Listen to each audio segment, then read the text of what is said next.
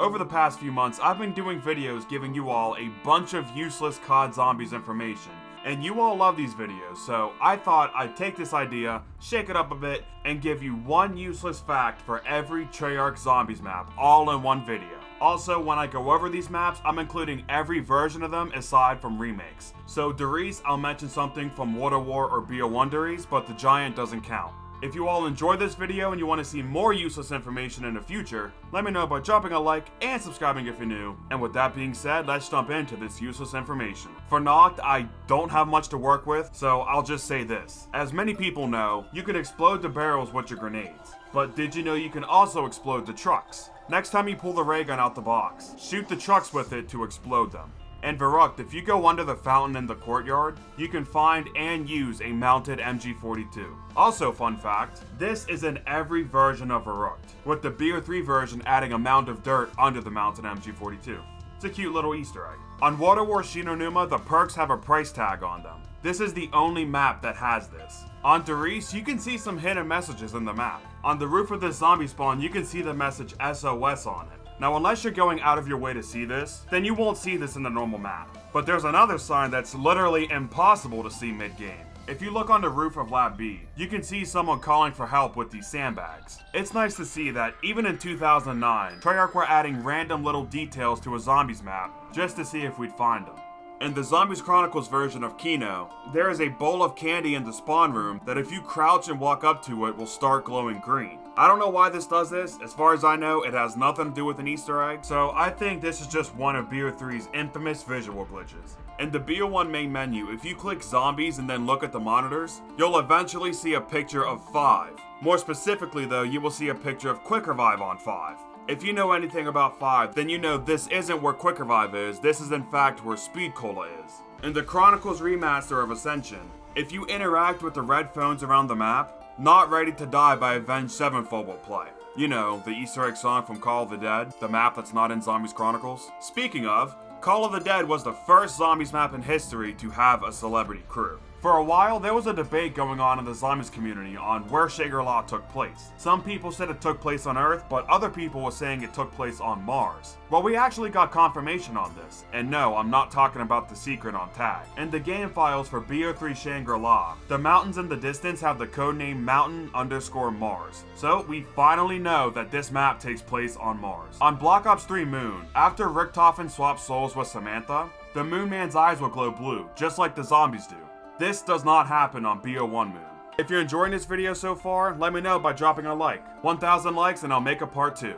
On Transit, the Avogadro just sits in the power room until you turn it on. It's not something where he spawns in when you turn on the power, no. He's literally here from the second you load into the map until you turn on the power.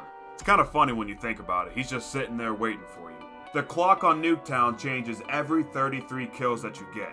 On Derice, if you jump off the map with Quick Revive, it'll teleport you back to spawn. In Mob of the Dead, when you go into Afterlife, when you revive yourself, your perks will automatically be rearranged in alphabetical order. So you can buy Electric Cherry last and go in Afterlife, and when you revive yourself, it'll be your first perk, for some reason. On Buried, you can actually kill Leroy.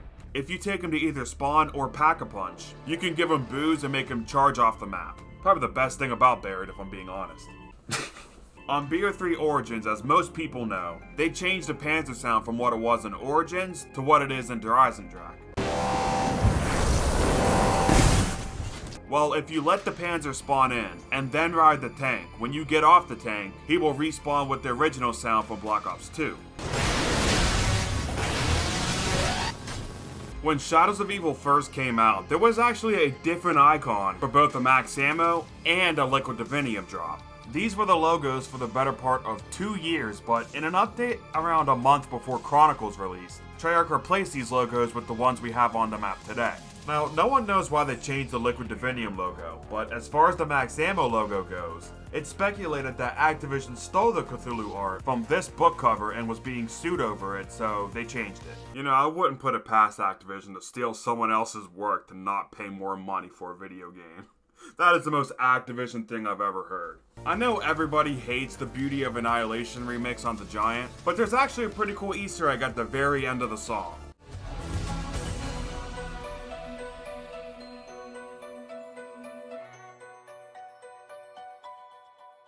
That's right, they played Samantha's Lullaby at the end of the Beauty of Annihilation remake.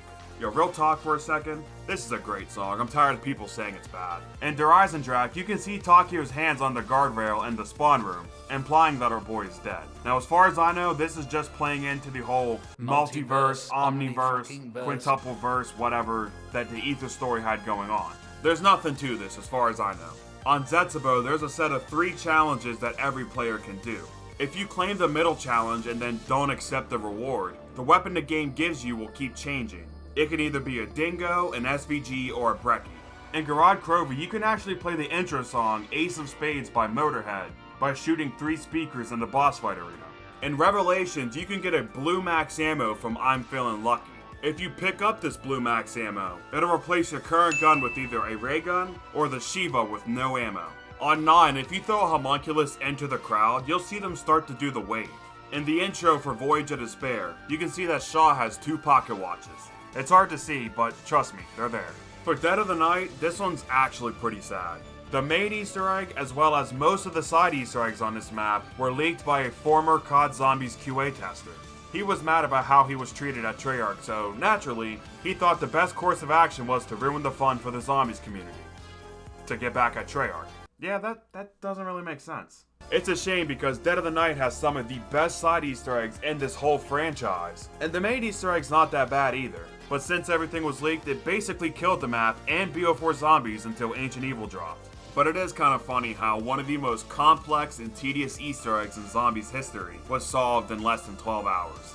In Ancient Evil, after you complete the Hit Your Mark step, you need to enter a certain code, enter this door in the underworld to unlock a cutscene. The code you enter is the same exact code that Scarlet used in the intro cutscene for Ancient Evil. In the outro cutscene for Blood of the Dead, you can see the dark mechanism is facing the opposite direction from where it was in the boss fight.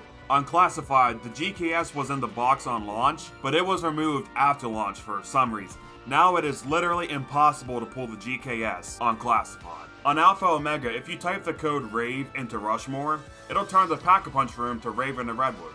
When Tagged or Totem first launched, you could build anything, anywhere. So for example, you could build the heat pack in the gangway, or you could build the shield up in the facility. But for some reason, shortly after launch, Treyarch changed this, and now you have to craft a certain thing at a certain crafting bench. On D Machine, you can see the order outside of the map. To achieve this, you have to get to round 40 and go in Dark Ether mode near Quick Revive. In Firebase Z, this sign isn't attached to anything.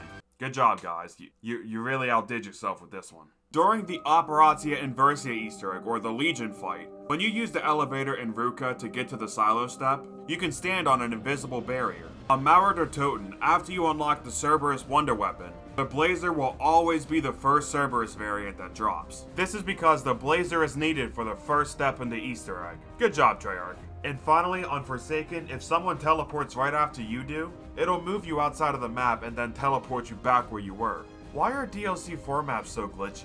So there was one useless fact for every COD Zombies map. If you guys enjoyed this video and you want to see a part 2, let me know by dropping a like and subscribing if you're new. And if you want to see a spin-off to this series where I go over one useful fact for every Zombies map, let me know that in the comments as well. While you're here, you should definitely go check my other useless information videos. The card is on the screen right now. If you don't want that, then go watch one of my tier lists or my updated Easter egg guides. Thank you all so much for watching, and with that being said, this is Jolts signing out. Peace!